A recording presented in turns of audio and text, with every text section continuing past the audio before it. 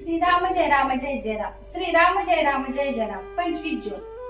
सदाचरण परमार्थाचा पाया आहे.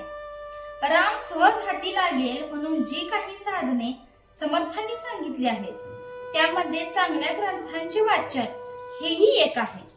परंतु कोणत्याही ग्रंथाचे अगर पोथीचे वाचन करताना केवळ काहीतरी वाचायचे म्हणून वाचन करू नये. अर्थ कळल्याशिवाय पोथी खरी वाचल्यासारखे नाही होणार. तसेच जितका त्याचा अर्थ कळला तितके तरी कृतीत आणण्याचा प्रयत्न करावा.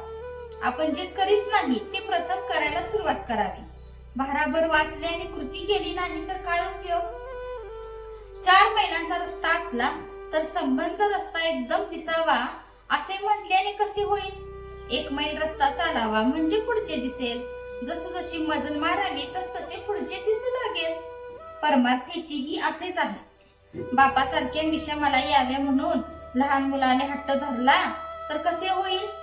त्याचप्रमाणे आजच मला देवदर्शन व्हावे म्हटले तर कसे होईल? सद्गुरूची आज्ञा पाळावी, साधन करू लागावे म्हणजे सर्व काही होते.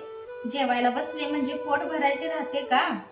खरोखर परमार्थाची वाट अगदी सरळ आहे.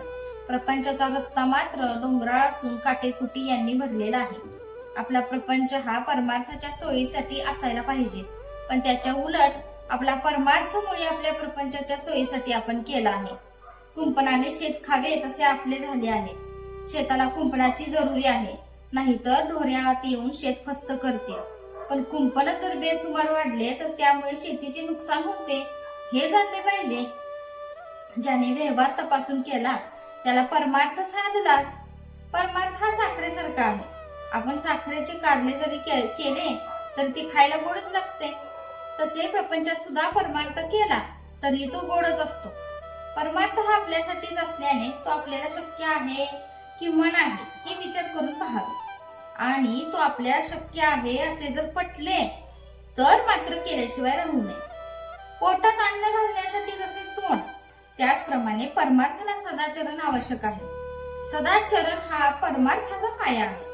पाया म्हणजे काही घर नव्हे, परंतु पायाशिवाय मात्र घर नव्हे हे देखील तितकेच खरे आहे.